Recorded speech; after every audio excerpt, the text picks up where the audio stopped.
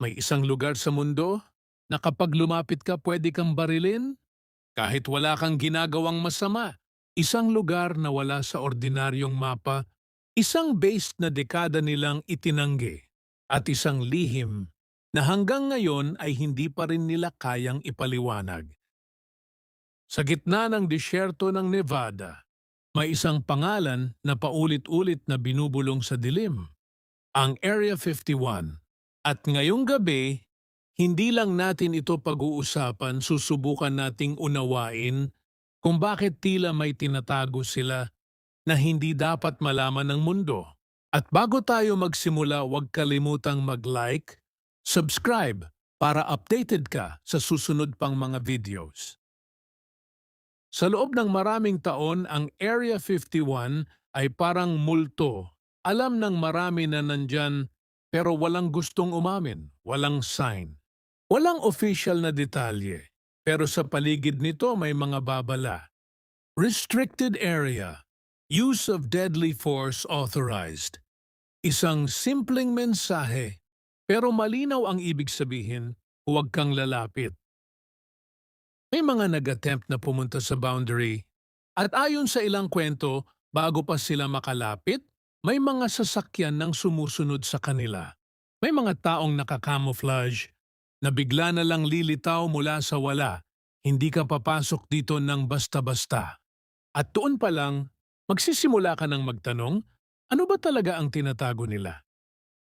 May isang kwento na kumalat mula sa isang lalaki. Hindi malinaw kung sino siya, pero ang sinabi niya ay hindi basta-basta. Isang gabi, habang nasa malayong bahagi siya ng disyerto, nakakita siya ng isang ilaw sa langit. Hindi ito parang eroplano, hindi rin ito parang bituin. Dahan-dahan itong bumaba. Walang tunog, walang kahit anong normal na senyales ng isang sasakyang lumilipad.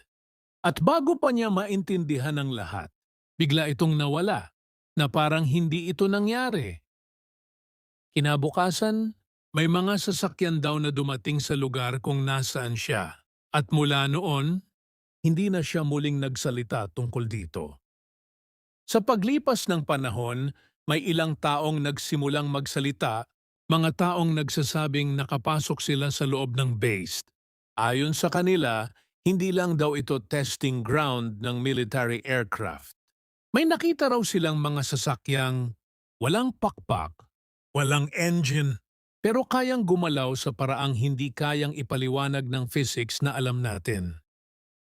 May isa pang detalye na mas mabigat. May mga ulat na may mga biological samples na pinag-aaralan.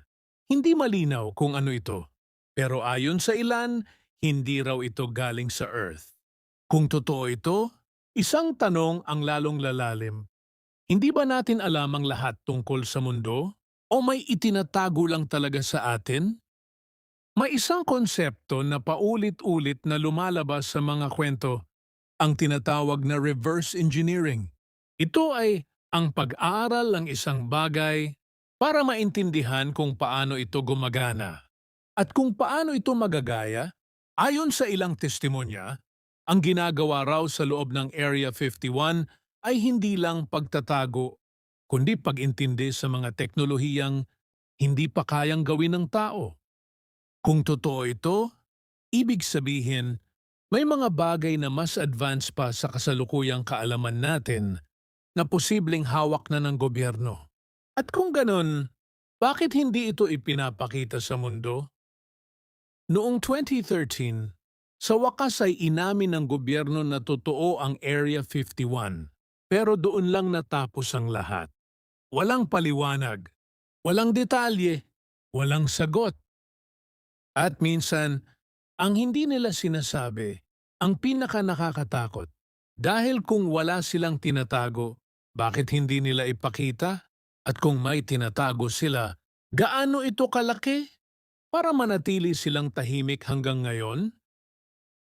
Maaring lahat ng ito ay kwento lamang.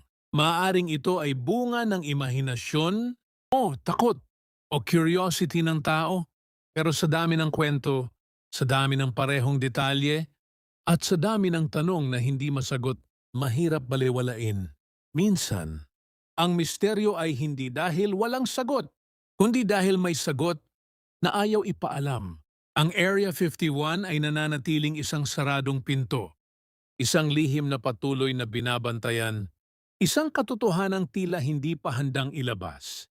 At marahil, may mga bagay sa mundong ito na kapag nalaman natin ay magbabago sa lahat ng pinaniniwalaan natin.